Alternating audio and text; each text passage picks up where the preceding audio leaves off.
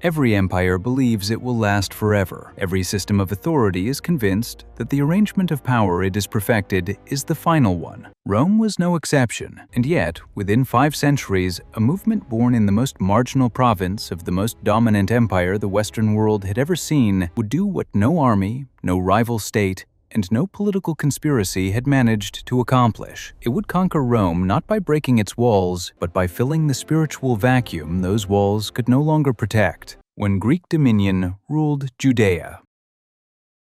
To understand how that happened, you have to begin not in Rome, but in a dusty corner of the Seleucid Empire in the territory the Greeks called Judea, the land of the Jews, sometime in the 2nd century before the Common Era. The Seleucids were the successors of Alexander the Great. They inherited his empire's eastern half, and with it, his ambition to transform the entire known world into a Greek-speaking, Greek-thinking civilization. Greek was the language of government, of commerce, of prestige, and of survival. If you wanted to advance, if you wanted to be taken seriously, if you wanted access to power, trade routes, or education, you spoke Greek, you thought Greek, you became Greek. Every conquered people understood this, and the Jewish population of Judea was no exception. Their ancient religion, their centuries-old covenant with the single, invisible God, their dietary laws, their circumcision rites, all of it was, in the eyes of the Hellenic elites, the quaint superstition of a provincial people who had not yet been fully civilized. Judaism was not persecuted so much as it was condescended to, quietly treated as irrelevant, systematically excluded from the structures of real authority, and slowly, inexorably suffocated beneath the weight of cultural superiority. This is what systematic structural domination looks like when it wears a cultured face. You do not need to raise a sword if you can make the conquered people ashamed of themselves. The Seleucids understood this intuitively, and for a time, it worked. But authority built entirely on cultural contempt contained its own hidden fracture line. When a population is stripped of political representation, economic access, and cultural dignity simultaneously, when they are made to feel that their identity is not merely inferior, but irrelevant, the only remaining instrument of self-assertion is the one that cannot be taxed,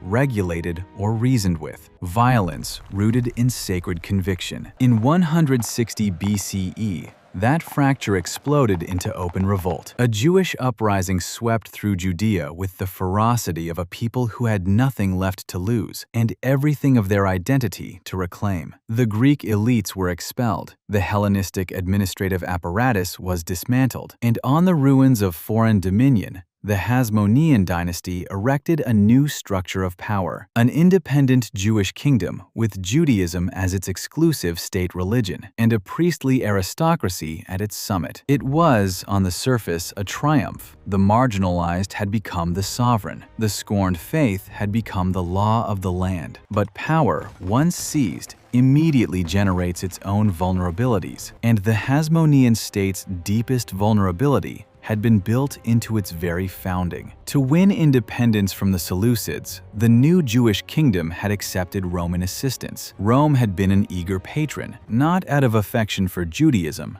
but out of cold, strategic calculation. Every Seleucid province that destabilized was one fewer rival on Rome's expanding frontier. The Hasmonean state was, from its birth, structurally pro-Roman because the Romans had funded, legitimized, and diplomatically shielded its existence. A state that invites an empire as its protector cannot complain when the protector gradually becomes the proprietor. The client relationship between Judea and Rome was not a treaty between equals. It was a slow-motion transfer of sovereignty, dressed in the language of alliance. For decades, the arrangement held. There was a Jewish king, there was a functioning temple. The priestly class, the Pharisees, the Sadducees, the high priesthood, maintained their authority over religious and civil life. Judaism was not just practiced, it was enforced as the exclusive identity of the state. Roman influence existed, but it existed at a polite distance. Then Rome decided it was no longer interested in maintaining polite distances. When Rome arrived and the ideological cauldron ignited,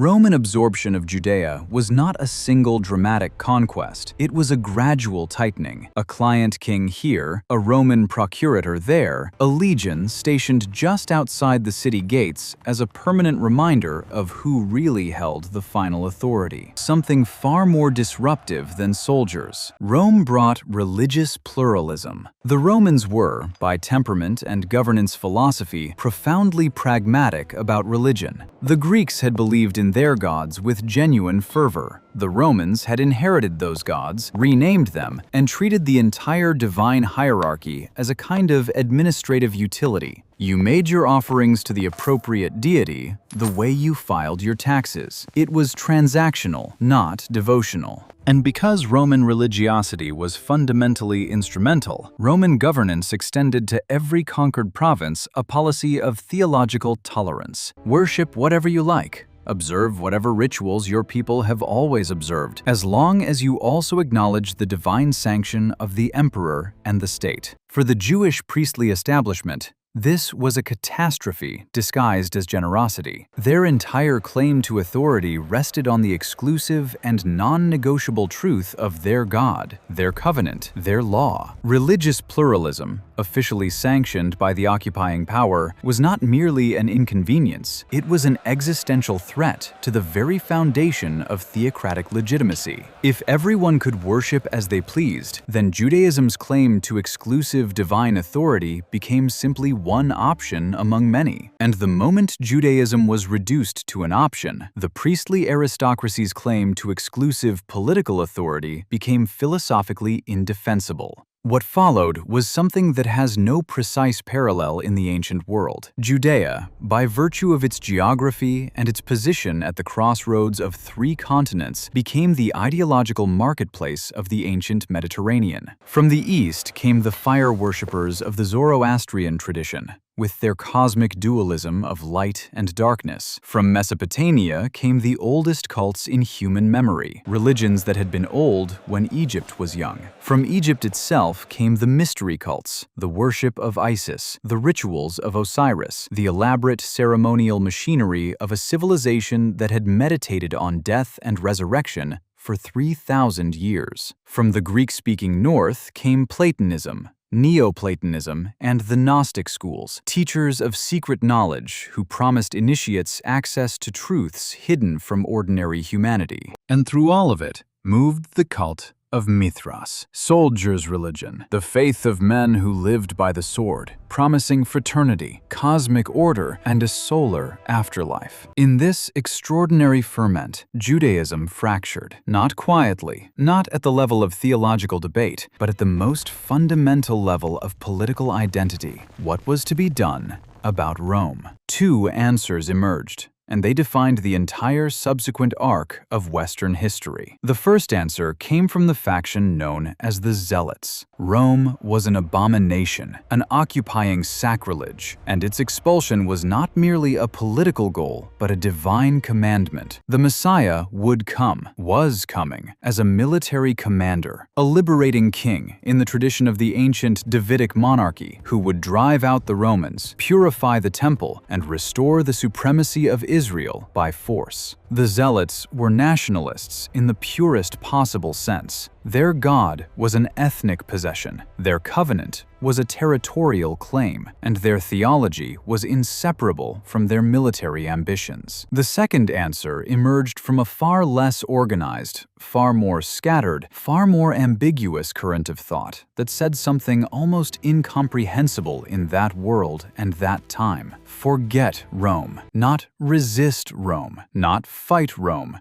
not negotiate with Rome. Simply disengage from the entire category of earthly political power. Give Caesar what Caesar demands and save your energy for something that actually matters: the inner life, the spirit, the relationship between the individual soul and the divine. The Messiah, in this reading, would not come as a general. He would come as a reconciler, not to unite people under a political flag, but to unite them under a spiritual one. Not to restore the ethnic supremacy of Israel, but to dissolve the very concept of ethnic supremacy. No Greek, no Jew, no Roman, no barbarian, only human souls, equal before a God who loved all of them personally, individually, unconditionally. This second current was the strangest, most radical thing that had been said in the ancient world. It was so strange that most people who encountered it initially dismissed it as irrelevant. The crown shifts from the priestly temple to the underground community.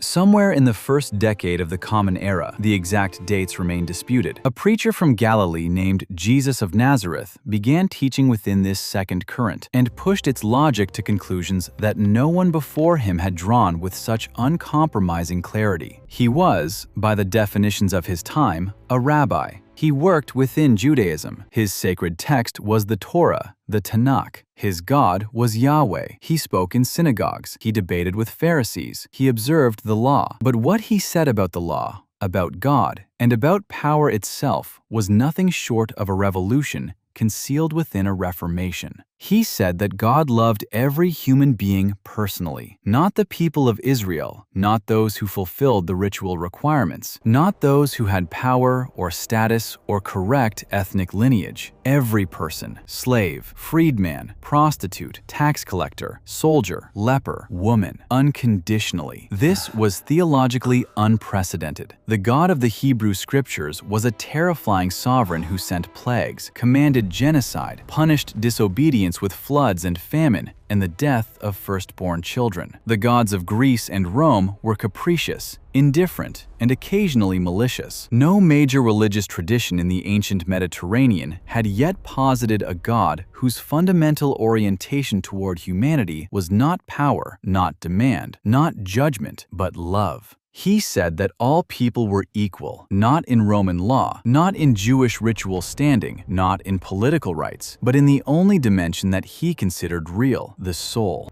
No Greek and no Jew. He said this in a world where every religion, without exception, claimed that its own people were specially favored by their particular gods. He said it in a world where identity was tribe, where belonging was ethnicity, where the very concept of a human being stripped of tribal affiliation was logically incoherent. And he said that this world, the world of Roman legions and priestly hierarchies and patron-client hierarchies, and the endless machinery of earthly domination, none of it mattered, not because it was evil, though it might be, but because it was temporary, and the temporary simply did not deserve the same moral weight as the eternal. The afterlife was not a supplement to earthly existence. It was the only thing that was real. Earthly suffering was not a tragedy, it was a preparation. These three propositions, universal divine love, radical human equality, and the supremacy of the spiritual over the material, were the theological foundations of early Christianity. But their political implications were enormous because they constituted a complete withdrawal of consent from every existing structure of authority. If God loved everyone equally, then the claim of any priest to stand between the ordinary person and the divine was a fabrication. If all souls were equal, then the social hierarchy on which Roman power rested was an illusion. If earthly suffering was irrelevant to what actually mattered, then the ability to inflict suffering, which is the most basic instrument of state power, lost its coercive force. The established priestly leadership of Jerusalem understood this immediately. The Pharisees and the temple authorities recognized, with the clarity that power always reserves for threats to itself, that this preacher was not merely offering a new theological interpretation, he was dissolving the legitimating foundations of their authority. They moved against him through the available channels. He was denounced to the Roman procurator as a political agitator, a man who claimed to be a king in a province that already had a king, and that king sat in Rome. The Roman administration, characteristically pragmatic, complied with the local elite's request. Jesus of Nazareth was crucified. This was supposed to end the matter. The movement's leader was dead. Its followers were scattered, frightened, and without institutional support of any kind. No temple, no legal status, no army, no treasury, no written doctrine. By every logic of political calculation, the execution should have destroyed the movement. Instead, it became the movement's greatest asset. The story that circulated among the followers, that Jesus had risen from the dead on the third day, transformed state-sponsored execution into the most powerful proof of divine authority that any religious movement had ever possessed. If the preacher could not be killed, if death itself had been defeated, then the power of the state over his followers was not diminished, it was negated. Every subsequent martyr carried this logic forward. To be killed for this faith was not to be defeated, it was to be confirmed. The Roman state had, without intending to, given the early Christian movement a theology of invulnerability. What emerged from this was something the ancient world had never seen: a decentralized network of urban communities organized around three simple propositions and a practice of radical mutual aid that required no temple, no priest, no army, no state, and no ethnic identity to sustain itself. The early Christians met in private homes, in catacombs, at dinner tables. They shared food, bread and wine, the most basic substances of Mediterranean survival, as a ritual of solidarity. They pooled resources through a system of communal redistribution, the donatorium, that functioned as a parallel social welfare infrastructure at a time when the Roman state provided nothing comparable for the poor. They organized informal hospitals, communal workshops, shared living arrangements. They converted people not through argument, but through demonstration. If you were a slave, a freed person, a woman, an immigrant, a member of any of the dozens of categories of people whom Roman civilization had discarded, the Christians would feed you,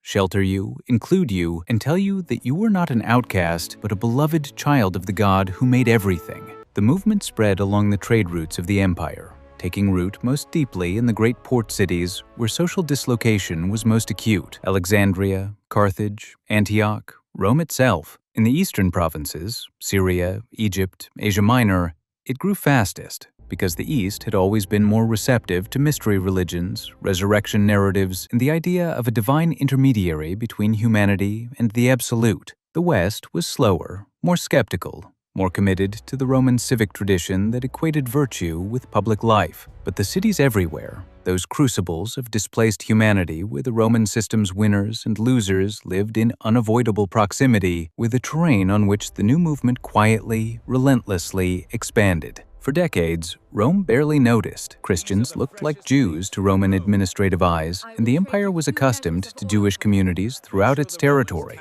The first systematic attempt to connect them with political threat came under Nero in the 60s CE, when Christians in Rome were accused of setting the city ablaze. Nero's persecution was theatrical and brutal, but it was local and episodic, a display of imperial entertainment as much as genuine repression. The underlying movement was not dented: the fall of the temple and the liberation it created.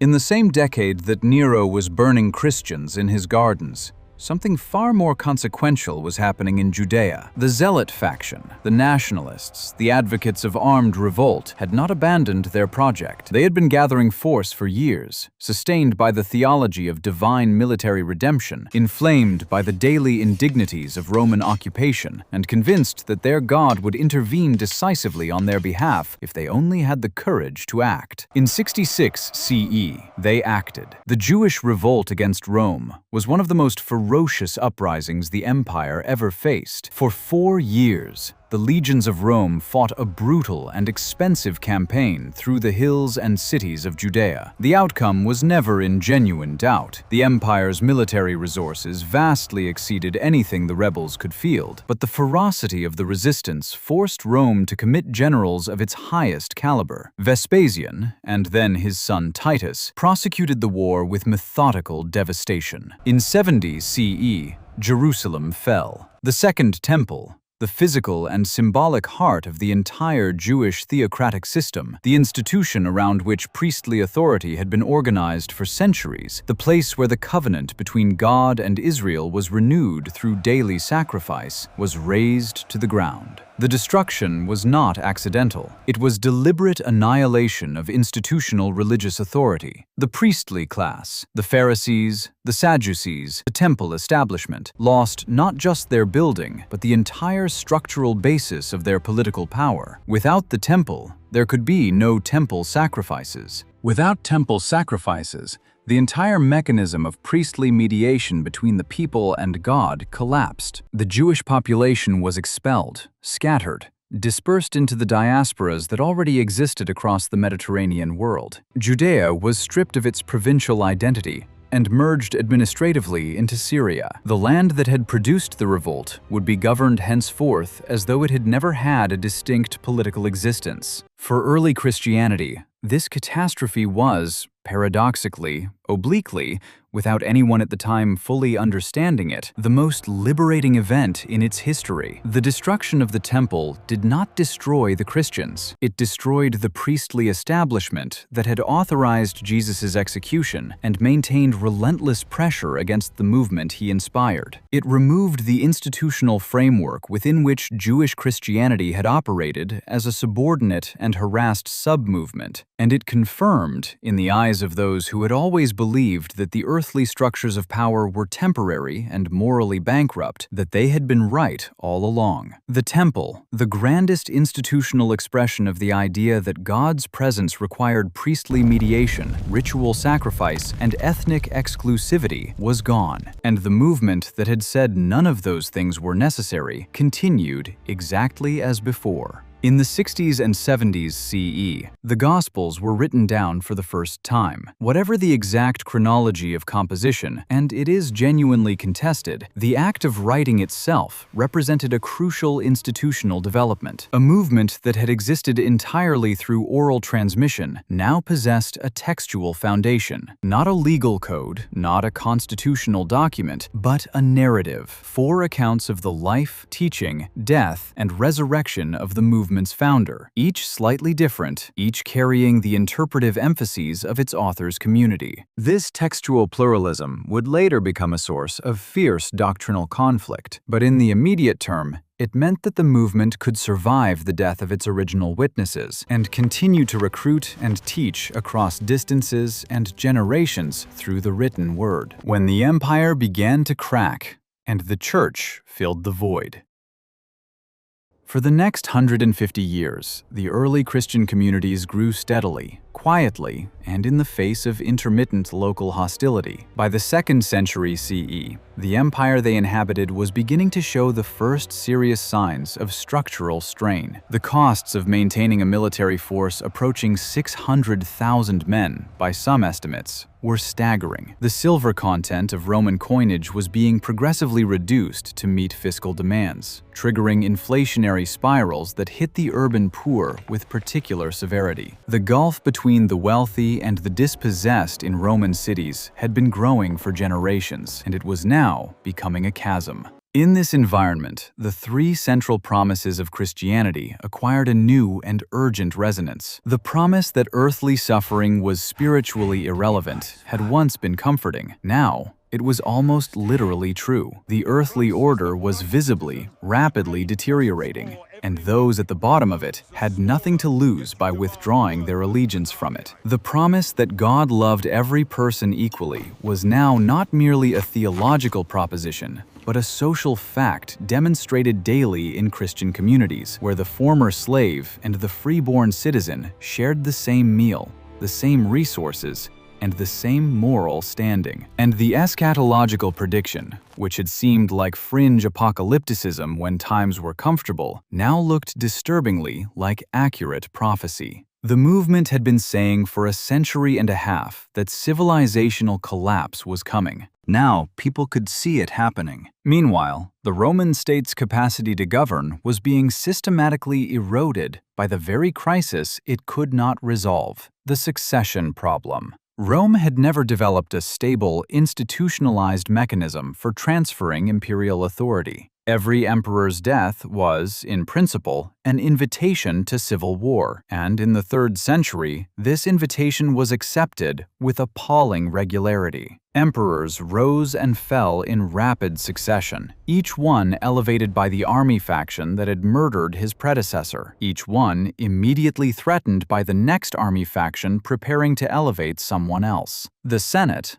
once the symbolic repository of Roman Republican legitimacy, had been reduced to a ceremonial body with no real power. Provincial governors discovered that the quickest path to wealth and safety was to seize control of their province's legions and march on Rome. The empire that had prided itself on the rule of law and the superiority of Roman order was devouring itself from within. In this context, the Christian communities were doing something extraordinary by doing almost nothing political at all. They were refusing to participate in the factional violence that was tearing the empire apart. They were building functioning, stable, internally governed social units in city after city, capable of providing food, shelter, medical care, and communal support to their members, regardless of what was happening in the imperial palace. They were, in a word, governable, reliably, predictably, without the constant threat of revolt or defection. And they were growing. By the late 2nd century, the Roman administration began to notice. What had been treated as a strange Jewish sect or a harmless philosophical club was revealing itself as a parallel social infrastructure operating within the empire's most important cities, organized on principles directly antithetical to Roman civic religion, drawing away not just the poorest citizens, but increasingly educated ones, intellectuals, writers, administrators, military officers, who found in Christian theology a coherent critique of the imperial system's moral bankruptcy. And unlike every other source of opposition the empire had faced, the Christians could not be defeated militarily because they did not fight. They could not be bribed because they did not want what the empire offered. They could not be incorporated through privilege because their theology actively rejected the value of privilege. The response of various emperors oscillated between indifference and violence. Local persecutions occurred with increasing frequency. The logic of scapegoating was available. When crops failed, when barbarians raided, when plagues swept through the cities, the Christians made convenient targets. They refused to offer sacrifices to the gods whose goodwill was supposed to protect the Roman order, so perhaps their impiety was responsible for the gods' displeasure. But this logic, applied sporadically and inconsistently, produced the opposite of the intended effect. Every execution generated a story.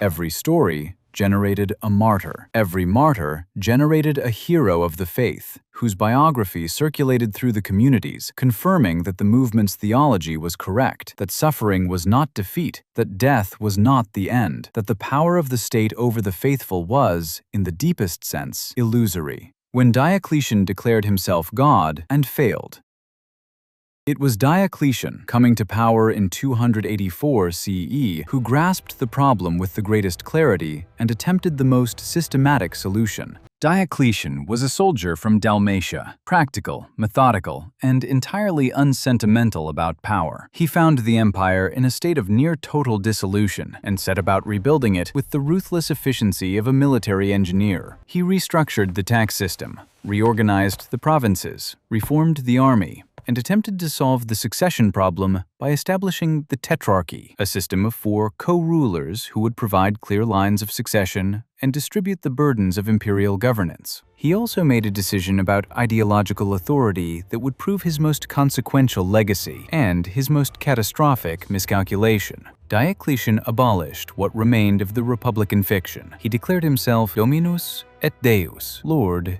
and God. The Senate, long ceremonially preserved, was rendered irrelevant. The notion that the emperor was princeps, first among equals, was discarded. There were no equals. There was only the emperor, the divine sovereign, from whom all authority descended and to whom all loyalty was owed. It was the clearest, most complete assertion of absolute personal divinity that Roman governance had ever attempted. And this was exactly the problem. Because a religion that said there was only one God, and that God was not Diocletian, was not merely a theological nuisance in this new ideological framework. It was a direct assault on the structural foundation of imperial authority. Every Christian who refused to offer sacrifice to the imperial genius was not making a private religious choice. They were committing a public act of political defiance. They were saying, in the most explicit terms available, that the emperor's claim to divine sovereignty was false. Between 302 and 304 CE, Diocletian launched the most comprehensive persecution of Christians in Roman history.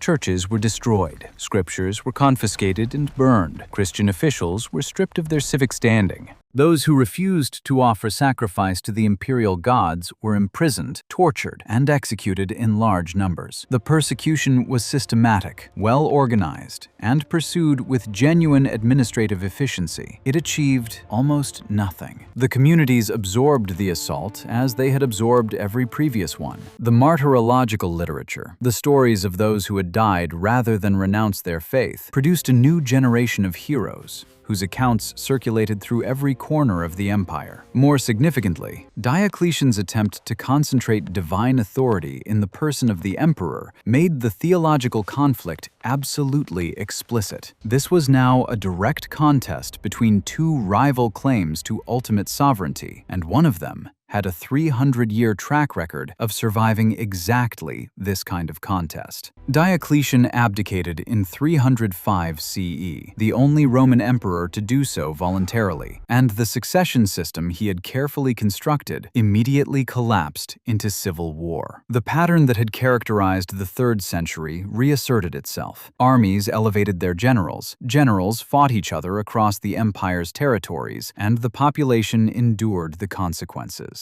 The crown passes to Constantine. Out of this renewed chaos emerged Constantine, son of one of Diocletian's co-emperors, who spent years fighting his way to sole control of the empire through a series of civil wars that left competitors dead and rivals defeated. Constantine was not a man of exceptional philosophical depth. He was a soldier and a political administrator who understood, with the clarity of someone who had spent years navigating factional warfare, that the empire's fundamental political problem was the absence of a stable, non-military social base that any emperor could rely on. Every faction that had elevated an emperor could also depose one. Every army was both the foundation and the greatest threat to imperial power, but the Christians were different. The Christians, by theological conviction and 3 centuries of practice, did not participate in political violence. They did not raise armies. They did not back coups. They waited. They organized. They maintained their communities. They cared for their poor. And they stayed out of factional politics. They were, in the most practical sense possible, the one element of imperial society that any emperor could trust not to move against him.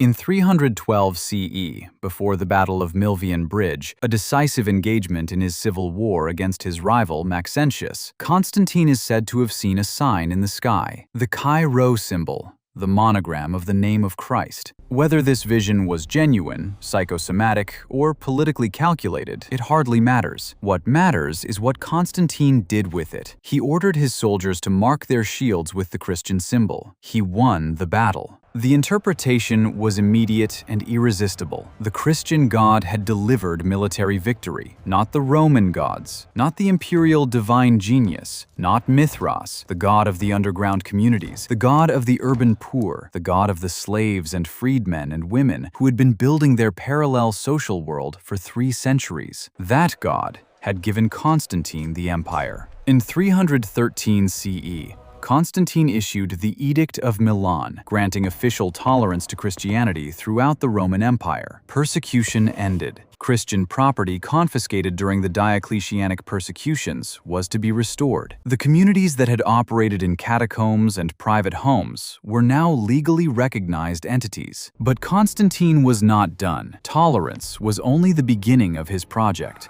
What he intended, what his political instincts drove him toward, was something far more ambitious: the complete absorption of the Christian institutional infrastructure into the apparatus of imperial governance. The bishops who had managed their communities through 3 centuries of persecution now found themselves incorporated into the imperial administrative hierarchy. The donatorium system, the communal wealth redistribution that Christians had pioneered, was recognized and amplified as a supplement to state welfare. New churches were funded from the imperial treasury and built in the grand architectural style of Roman public monuments: stone, marble, gold. The humble house church was replaced by the basilica. The informal gathering of equals was replaced by a formal liturgical hierarchy. The movement that had preached that wealth was a spiritual distraction was now receiving imperial endowments to construct buildings whose magnificence was explicitly designed to impress and recruit the pagan population. And in 325 CE, at the Council of Nicaea, Constantine did the most consequential thing of all. He convened the first universal gathering of Christian bishops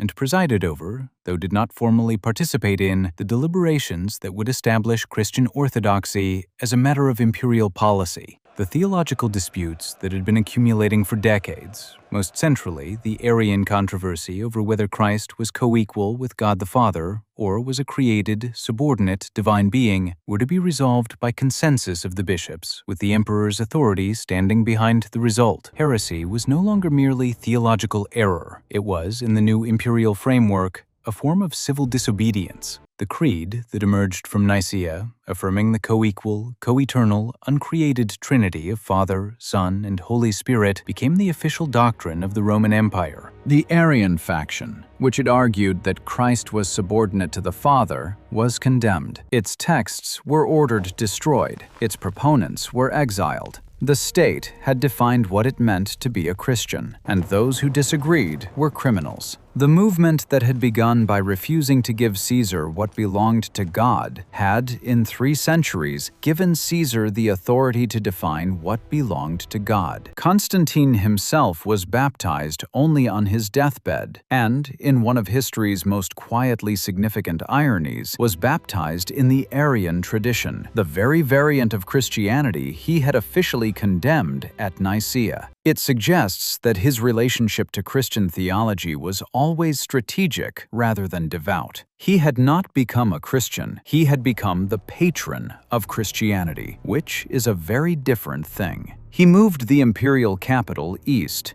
to the city on the Bosphorus that would bear his name, Constantinople, taking himself to the wealthiest, most Christianized, most culturally sophisticated part of the empire. The final inversion. Theodosius buries the gods of Rome.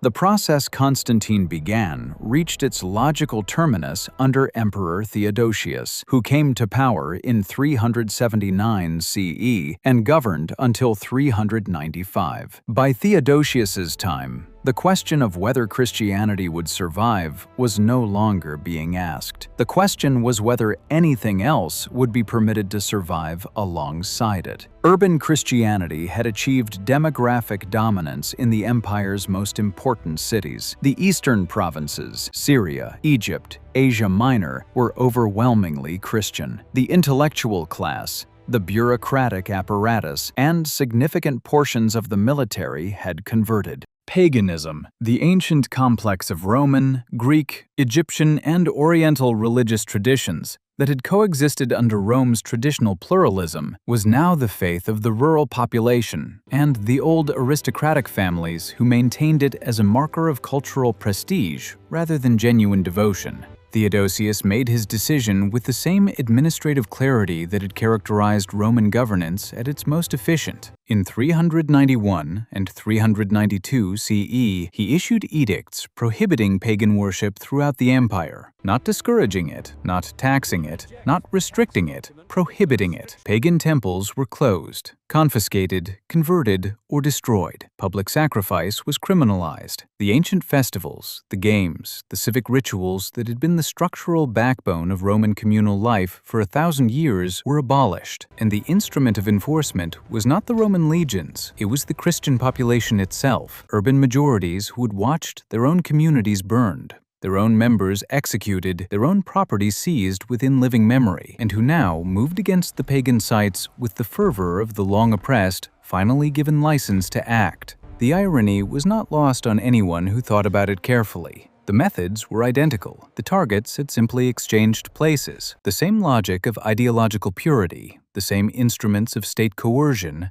the same theology of exclusive truth that had been used against the Christians by Diocletian were now being deployed by the Christians against everyone else. Power had transferred completely, and in doing so, it had demonstrated its most fundamental law, that institutions change their inhabitants more than inhabitants change institutions. The persecuted, upon achieving dominance, almost invariably reproduce the mechanisms of the persecution they suffered. By 391 CE, Rome itself had barely 20 years of existence as a functioning political unit. The barbarian migrations that had been accelerating for a century, the Visigoths, the Vandals, the Huns pressing everyone westward from the Eurasian steppe, were now at the empire's door. In 410, the Visigoth king Alaric would sack Rome itself, the first time the Eternal City had fallen to foreign forces in 800 years. But the Church was ready for that too. In the last years of Rome's existence, a North African bishop named Augustine, who had converted to Christianity after exploring Manichaeism, Neoplatonism,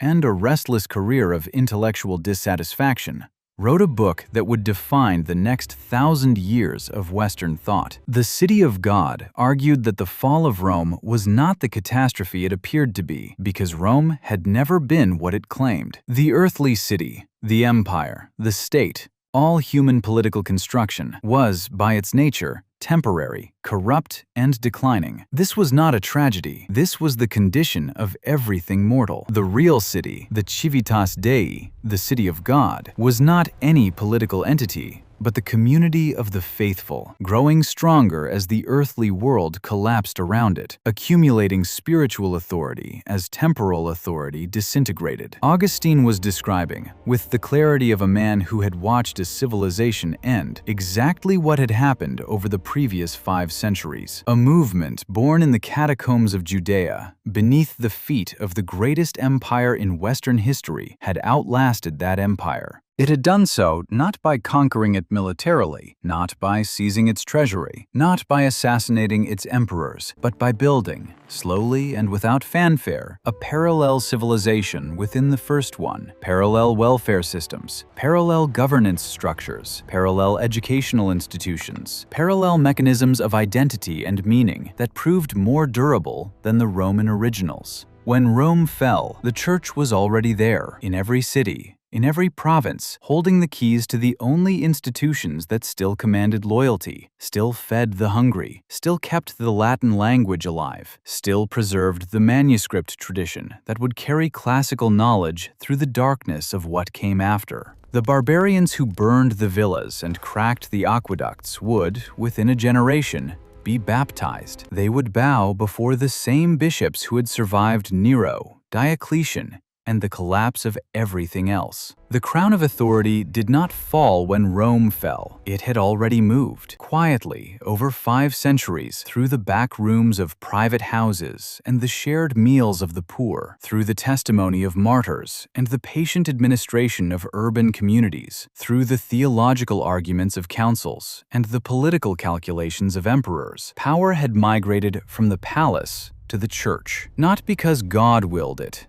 and not because history has a plan, but because the institution that could survive the worst the world could do to it, that had built its theology around the irrelevance of earthly suffering, and its organizational culture around the care of those the earthly order had abandoned, turned out to be stronger than the order that had tried to destroy it. That is the oldest law of power, not the one written in the law codes or inscribed on the triumphal arches, the one visible only in retrospect, carved in the long arc of centuries. The institution that outlasts empire is not the one that fights hardest for dominance. It is the one that survives when dominance is gone.